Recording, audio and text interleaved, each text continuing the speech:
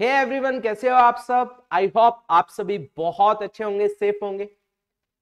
Guys, जैसे आप सभी जानते हो ओमिक्रॉन डे बाय डे बढ़ता जा रहा है, तो आप लोगों को उतना ही अपना ध्यान रखना है क्योंकि आपके एग्जाम भी बहुत पास आ रहे हैं। गाइज, हमने आप लोगों के साथ लास्ट टू लास्ट क्लास में जो डिस्कशन की थी क्लोजिंग स्टॉक के बारे में की थी। हमने नया चैप्टर स्टार्ट किया था, फाइनेंशियल स्टेटमेंट विद एडजस्टमेंट। तो आगे हम इस चैप्टर को प्रोसीड कर रहे हैं हमारे सेकंड टॉपिक के साथ। फर्स्ट टॉपिक हमने क्लोजिंग स्टॉक के बारे में डिस्कस किया था, सब कुछ हमने डिस्कस किया था। आई होप आप लोगों को वो चीज समझ आई होगी। अगर जिसने अभी तक वो लेक्चर नहीं देखा है, एक बार जाकर उस लेक्चर को जरूर देख लें। तो आज हम जो स्टार्ट कर रहे हैं, हमारा सेकंड जो एडजस्टमेंट है, फर्स्ट एडजस्टमेंट क्लोजिंग स्टॉक, दूसरी जो एडजस्टमेंट है वो हमारी क्या है, that is outstanding expense. Yes guys, outstanding expense. Outstanding expense, पहली बात ये होता क्या, इसके बारे में जानते हैं। आउटस्टैंडिंग एक्सपेंस वो खर्चे होते हैं जो इस साल के तो है लेकिन हमने पे नहीं किया। लेट्स सपोज हमारे यहां पर एक वर्कर काम कर रहा है, वो सैलरी पर काम कर रहा है, हमने उसकी मार्च की सैलरी रोक ली। हमने कहा भैया हम अगले महीने देंगे। अब मार्च को क्या हो रहा है, हमारे अकाउंट्स क्लोज हो रहे हैं, यस भैया हो रहे हैं, तो हमने उसकी सैलरी मार्च की रोक ली, हमने दी नहीं। तो अकाउंट्स क्या कहता है, भैया लेकिन आपने उससे आपने उस महीने काम लिया या नहीं लिया? बिल्कुल लिया। तो वो कहता है आपको उस साल के खर्चों में उसको दिखाना पड़ेगा, चाहे आपने पे किया है या नहीं किया है। एक्रूअल यही कहता है, एक्रूअल कॉन्सेप्ट, कि जो खर्चे जिस साल से रिलेट करते हैं, चाहे आपने पे किए हैं या नहीं किए, आपको उसी साल उनको दिखाना है। ऑलराइट गाइस, यस भैया बिल्कुल सही।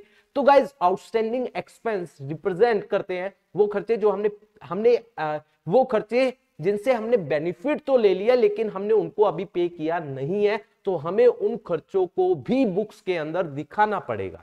तो अब इसके अंदर बात आती है कि अगर आउटस्टैंडिंग एक्सपेंस, दो बातें वही, अगर ये ट्रायल बैलेंस के बाहर है, आउटसाइड है, और दूसरा ट्रायल बैलेंस के अंदर है।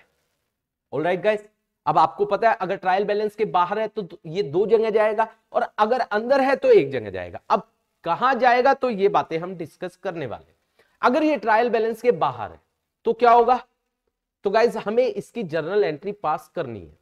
क्या बोला गया, ये खर्चा है, तो पहली बात खर्चों में दिखाना पड़ेगा। हम क्या कहेंगे, देखिए गाइज, अगर हम इसकी एंट्री करेंगे expense account debit. Alright guys, और दूसरी बात, हमने पे नहीं किया। अब मान लीजिए आपके यहां पर सैलरीड पर्सन है, उसको आपने पे नहीं किया, क्या आपको उसको अप्रैल में, मई में, जून में पे करना पड़ेगा या नहीं करना पड़ेगा? बिल्कुल करना पड़ेगा। नहीं तो अगर गला पकड़ लेगा, भैया मैंने मेहनत की और आप मेरा पैसा नहीं दे रहे हो। यस गाइस, पे करना पड़ेगा। क्या आपके सिर पर बर्डन हुआ या नहीं हुआ? बिल्कुल हुआ। That is called liability. ये आपकी लायबिलिटी बन गई, इसे बोला जाएगा outstanding liability. Alright guys, outstanding expense जिसे हम बोलेंगे कि हमारा आउटस्टैंडिंग एक्सपेंस बन गया, तो एक तरफ क्या हुआ, ये हमारा खर्चा हो गया, और दूसरी तरफ ये हमारी क्या बन गई, लायबिलिटी। अब इसको बैलेंस शीट में प्रेजेंट कैसे किया जाएगा, देखिए ये हमारा क्या बना रहे हैं guys, trading and profit and loss account. Alright guys, और ये हमारा क्या हो गया, बैलेंस शीट। ठीक है। अब मान लो मैं उसी सैलरीड पर्सन की बात करता हूं, हम उसे 10,000 पे सैलरी दे रहे हैं, 11 महीने की सैलरी दे दी, हमने 1,10,000 दे दिए।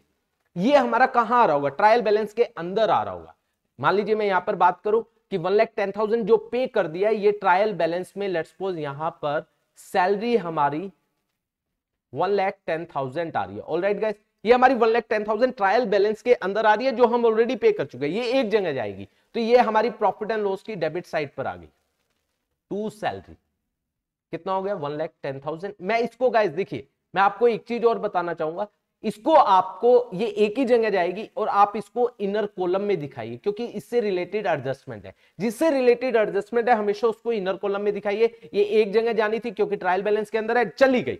अब बात आई कि हमारी 10,000 की सैलरी आउटस्टैंडिंग है, जो कहां दी हुई है, एडजस्टमेंट में, वो दो जगह जाएगी। कहता है भैया एक तो एक्सपेंस है, एक्सपेंस में ऐड हो जाएगा, तो यहां पर ऐड होगा आउटस्टैंडिंग सैलरी। ऑलराइट गाइस, मेरे पास जगह नहीं है इसलिए मैं शॉर्ट फॉर्म यूज कर रहा हूं, आपको नहीं करनी है, 1,20,000। ऑलराइट, और दूसरी तरफ ये हमारी क्या है, लायबिलिटी। एक तरफ तो प्रॉफिट एंड लॉस में ये ऐड हो गया, दूसरी तरफ ये लायबिलिटी में जाएगा, आउटस्टैंडिंग सैलरी।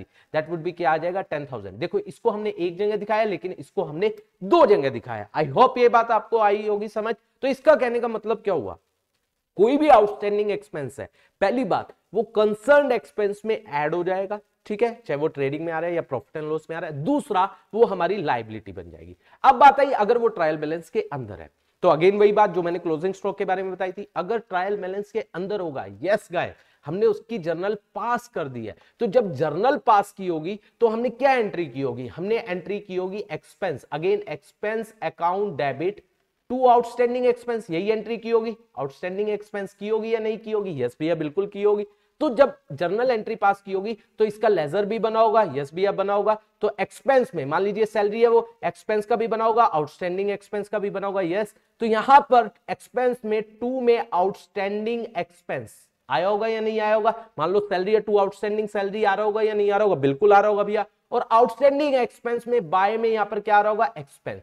क्या ये सैलरी में ऑलरेडी ऐड हो चुका है या नहीं हो चुका है, बिल्कुल हो चुका है भैया, क्योंकि सैलरी में यहां पर टू में एक्सपेंस में टू में कैश भी आ रहा होगा 1,10,000, तो यहां पर 10,000 और दिखा दिया, तो इसका मतलब ये एक एक्सपेंस में ऑलरेडी, अगर ये ट्रायल बैलेंस के अंदर है तो एक्सपेंस में ऑलरेडी ऐड हो चुका है। और ये आउटस्टैंडिंग एक्सपेंस कौन सा बैलेंस है, यस क्रेडिट बैलेंस, क्योंकि क्रेडिट साइड ज्यादा है, तो ये ट्रायल बैलेंस के अंदर as a credit balance outstanding expense आ रहा होगा कितना, 10,000 गाइस, 10,000। अब बात आई ये एक जगह जाएगा, क्योंकि ये एक्सपेंस में ऑलरेडी ऐड हो चुका है, तो trading and profit and loss में नहीं जाएगा, केवल ये कहां जाएगा, बैलेंस शीट की लायबिलिटी साइड पर, that is outstanding expense, that would be कितना आ जाएगा, 10,000। तो आई होप ये वाला कॉन्सेप्ट आप लोगों को आया होगा। ये मैंने आपसे बात की किसके बारे में, आउटस्टैंडिंग एक्सपेंस के बारे में। अब बात आती है गाइस, इसी में ही इसी का दूसरा टॉपिक आता है, क्या, जो बेसिकली हमारा थर्ड टॉपिक है, दैट इज हम बात कर ले एक्सपेंस में ही बात कर लेते हैं ताकि आपको दिक्कत ना हो, प्रीपेड एक्सपेंस, ठीक है। प्रीपेड एक्सपेंस की बात करते हैं। What is the meaning of prepaid expense, वो खर्चा, प्रीपेड एक्सपेंस का मतलब क्या होता है, वो खर्चा जो एडवांस में दे दिया लेकिन उसका बेनिफिट हमें मिलेगा अगले साल, जिसका बेनिफिट अभी हमें मिला नहीं है लेकिन पे कर दिया। मान लीजिए आपके पास कोई लड़का काम कर रहा है, उसको पैसों की जरूरत, भैया अभी तो कह रहे थे आपने उसकी सैलरी नहीं दी, आप कह रहे हो पैसों की जरूरत है। चलिए गाइज हम साथ साथ चीजों को चेंज करते चलते हैं, क्योंकि हमें चेंज करना चाहिए। गाइज बात आई आपके यहाँ पर लड़का काम कर रहा है, आपको उसको क्या देनी है, सैलरी। अब उसके घर में मैरिज आ गई, कोई फंक्शन आ गया, वो कहता है भैया, वो आपके यहाँ रेगुलर काम कर रहा है, वो मार्च में आ गया, भैया मेरे को मार्च की सैलरी भी दे दो और मुझे अप्रैल की सैलरी भी दे दो, मुझे पैसों की जरूरत है। अब वो आपका बहुत अच्छा वर्कर है, आप भी हेजिटेट नहीं करोगे, ठीक है भैया लो पकड़ो, आपने अप्रैल मार्च की तो देनी थी, मार्च की चलो दे दी, वो इसी साल की थी, लेकिन आपने अप्रैल की भी सैलरी उसको एडवांस दे दी। अब लेकिन आपके पास से कैश तो चला गया, लेकिन आपको इस साल क्या उसका बेनिफिट मिला, मार्च में मिला नहीं, वो बेनिफिट अप्रैल में ही मिलेगा। तो वो क्या बोला जाता है, that is called prepaid expense. तो अब इसके बारे में भी अगर हम बात करें, ये भी दो बातें वही आती है, अगर ये ट्रायल बैलेंस के अंदर है और दूसरा ट्रायल बैलेंस के बाहर है, ट्रायल बैलेंस के अंदर और ट्रायल बैलेंस के बाहर, ठीक है। अब ट्रायल बैलेंस के इनसाइड है, तो गाइज अगर ये ट्रायल बैलेंस के बाहर है, इसका मतलब कहने का क्या हुआ, इसका मतलब कहने का क्या हुआ कि वो खर्चा, मान लीजिए हमने एक्सपेंस पे कर दिया, लेट्स सपोज ट्रायल बैलेंस के अंदर, मैं एक एग्जांपल ले रहा हूं गाइस, माइंड माई एग्जांपल, बहुत अच्छा एग्जांपल दे रहा हूं। ये आपने ट्रायल बैलेंस बनाया हुआ है, मान लीजिए आपने रेंट है, ठीक है, रेंट आपने 1,30,000 कहां दिखाया हुआ है, ट्रायल बैलेंस के अंदर, दैट रिप्रेजेंट कि आपकी इसकी जर्नल हो चुकी है, मतलब आपने 1,30,000 रेंट क्या कर दिया है, पे कर दिया है। अब एडजस्टमेंट में लिखा हुआ है कि जो आउट ऑफ 1,30,000 जो 10,000 है वो किससे रिलेट करता है, नेक्स्ट ईयर से। ऑलराइट गाइस, ये बात लिखी हुई है, ठीक है। अब ये बात तो आपको क्लियर है, आप क्या बनाओगे, trading and profit and loss और बैलेंस शीट। ये आपका जो ट्रायल बैलेंस के अंदर है, trading and profit and loss account and balance sheet, ठीक है। जो ट्रायल बैलेंस के अंदर है टू रेंट, वो तो एक जगह जाएगा, आपने खर्चे में दिखा दिया, प्रॉफिट एंड लॉस में 1,30,000 दिखा दिया। अब जो ये एडजस्टमेंट में दिया हुआ है, ये दो जगह जाएगा, कह रहा है इसमें से 130 में से 10,000 अगले साल का है। तो लेकिन गाइस आपने तो 130 का 130 एक्सपेंस में दिखा दिया, लेकिन इसमें से तो 10,000 जो है वो अगले साल का, इस साल का तो है ही नहीं। यस बिल्कुल सही है, तो इस साल के खर्चों में आना ही नहीं चाहिए, क्योंकि इससे हमें बेनिफिट होने ही नहीं वाला है। यस, तो हमें इस साल के खर्चों में से उसको हटाना पड़ेगा, माइनस करना पड़ेगा। तो हम एंट्री क्या करेंगे, देखिए गाइस मैं यहां पर एंट्री कर रहा हूं, इसकी क्या एंट्री होगी, गाइस आपको इसका आपने पे कर दिया, आपको इसका बेनिफिट कब मिलेगा? फ्यूचर में। याद होगा जिस भी चीज का बेनिफिट आपको फ्यूचर में मिलेगा वो आपकी एसेट होगी। तो पहली बात ये आपकी एसेट बनेगी जिसे हम बोलेंगे prepaid rent. Prepaid rent account debit, asset है, एसेट को डेबिट करते हैं 10,000। और दूसरा आपको इसको खर्चों में से कम करना पड़ेगा क्योंकि खर्चों में 130 आ रहा है, लेकिन 130 आपके खर्चे नहीं है, खर्चे आपके 120 है। 10,000 अगले साल के, इस साल के खर्चों में नहीं आएगा, तो 2 में आपको क्या करना पड़ेगा? रेंट 10,000। तो अल्टीमेटली यहां से आप क्या करोगे? माइनस प्रीपेड रेंट कितना हो जाएगा? 10,000। एक बार तो आपने खर्चों में से क्या कर दिया? माइनस। खर्चे कम किया तो क्रेडिट कर दिया, खर्चों में से यहां माइनस हो गया, यहां पर आ जाएगा 1,20,000 जो इतने ही आने चाहिए। दूसरा ये आपकी क्या बन जाएगी? प्रीपेड रेंट जो है वो आपकी क्या बन जाएगी? एसेट। गाइस 10,000 देखो, रेंट को 130 को एक ही जगह दिखाया, इसको हमने 2 जगह दिखा दिया।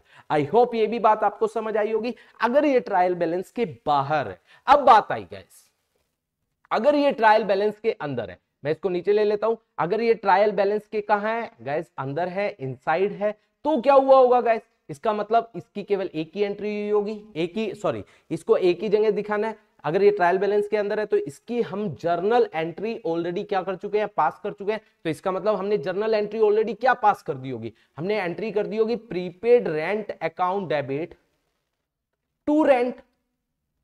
तो इसका मतलब कहने का क्या हुआ? ये जर्नल पास कर चुके हैं। तो इसका मतलब जब इसका लेजर बना होगा गाइस, देखिए जब इसका लेजर बना होगा किसका? प्रीपेड रेंट का और रेंट का।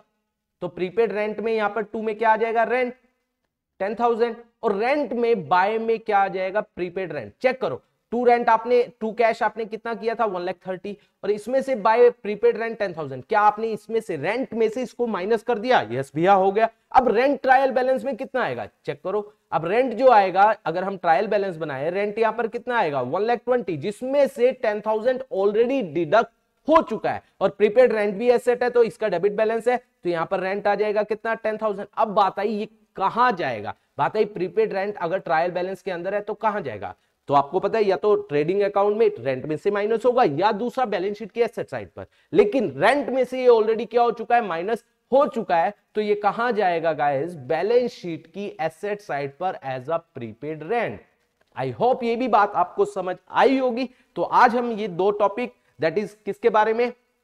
एक्सपेंस के बारे में आप लोगों से डिस्कस किया। आई होप आप लोगों को यहां तक आया होगा। अगर आपको ये वीडियो पसंद आई है, जल्दी से लाइक, कमेंट और शेयर कर दीजिए, और हमारे चैनल को सब्सक्राइब भी कर लीजिए अगर अभी तक आप लोगों ने नहीं किया है। Thank you so much for watching this video.